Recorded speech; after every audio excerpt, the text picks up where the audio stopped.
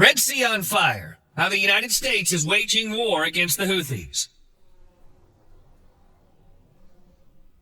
March 5th, 2025, Yemen, the Red Sea. At 2:42 p.m. local time, an American MQ-9 Reaper combat drone, operating as part of the U.S. 5th Fleet Task Force, was shot down by targeted anti-aircraft fire from a Houthi-operated air defense system stationed in Yemen's Taiz province.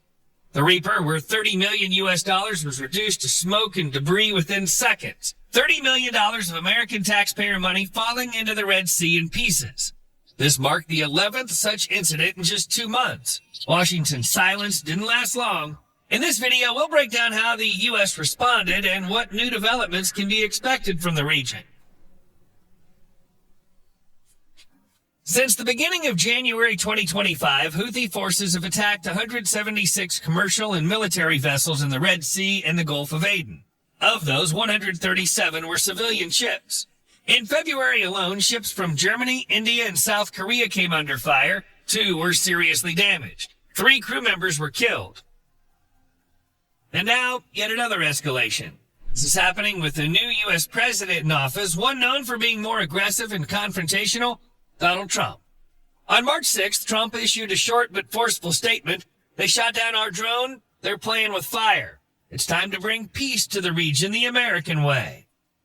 In response to the escalating Houthi attacks in the Red Sea, the Pentagon launched a military operation against the insurgent group. The official name of the operation has not been disclosed, but one word sums it up: retaliation. Midnight, March 15th, 12:10 a.m. The destroyers USS Gravely and USS Carney, positioned in the Bab el-Mandeb Strait, the southern gateway to the Red Sea from the Indian Ocean, launched a salvo of 42 Tomahawk cruise missiles. The first wave of strikes targeted Sana'a, the capital of rebel-held Yemen. The focus was military infrastructure, airfields, barracks, command centers. These were not random strikes. Each target was selected based on months of reconnaissance and satellite analysis. The precision was surgical. The Houthis lost control of key logistics hubs, their primary drone base was destroyed, and their radar monitoring center near the city of Hamdan was eliminated. Up to 40% of their air defense capabilities were neutralized. As the Houthis struggled to regroup, just 45 minutes later, FA-18 fighter bombers from the aircraft carrier Harry S. Truman entered the fight. They struck a power station in the Dayan district and hit 11 additional targets in Sana'a province. Simultaneously, U.S. Air Force B-1B Lancer strategic bombers carried out a separate strike. Taking off from Incirlik Air Base in Turkey, they flew approximately 1,700 miles without entering Houthi-controlled airspace and hit drone-related infrastructure. Among the primary targets were drone hangars storing Shahed 136s, the same drones the Russian military has used to terrorize Ukrainian cities. These drones carry warheads weighing around 110 pounds, approximately 50 kilograms. If one were to strike a multi-story residential building, it could destroy the entire structure and kill everyone inside. The strike was carried out using AGM-158B JASSM-ER missiles, high-precision air-to-surface cruise missiles, designed to eliminate heavily fortified targets from long distances without exposing aircraft to enemy air defenses. Their range is about 600 miles, or roughly 980 kilometers. It's equipped with a WDU-42B penetrator warhead weighing 1,000 pounds, or roughly 450 kilograms, capable of breaching reinforced concrete structures and hardened bunkers.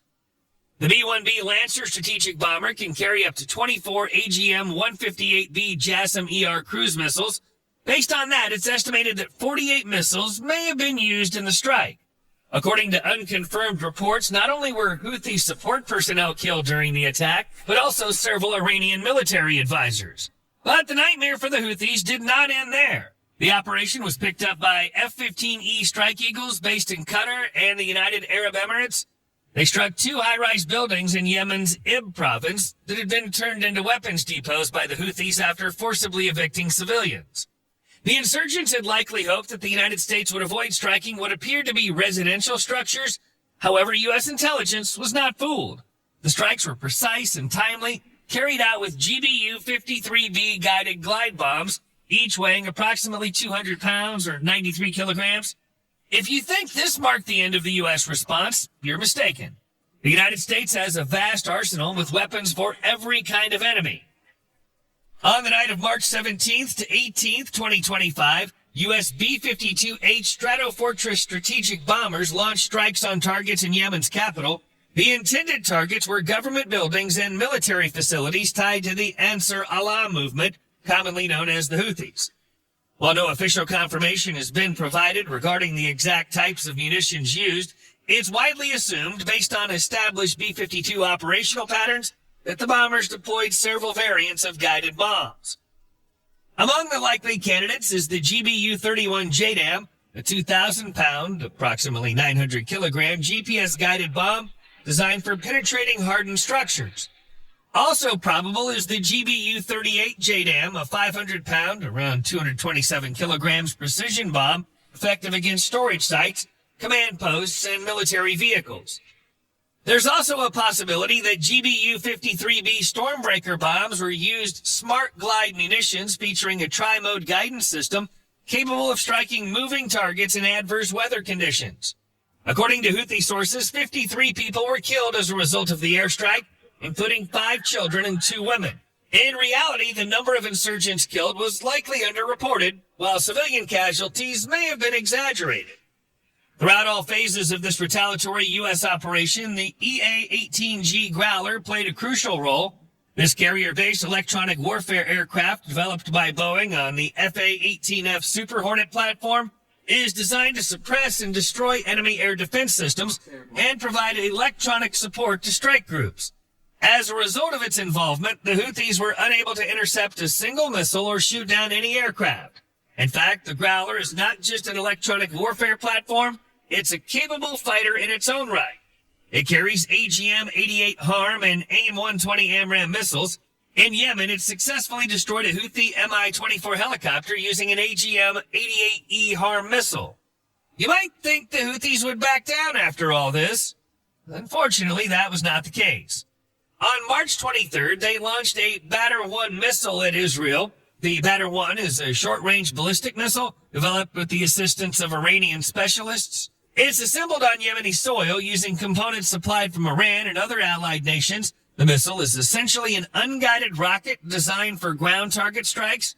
It has a range of approximately 100 miles or 160 kilometers and carries a high-explosive fragmentation warhead.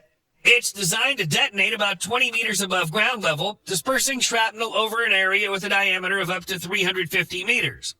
Fortunately, Israel's air defense systems successfully intercepted the missile, and no casualties were reported.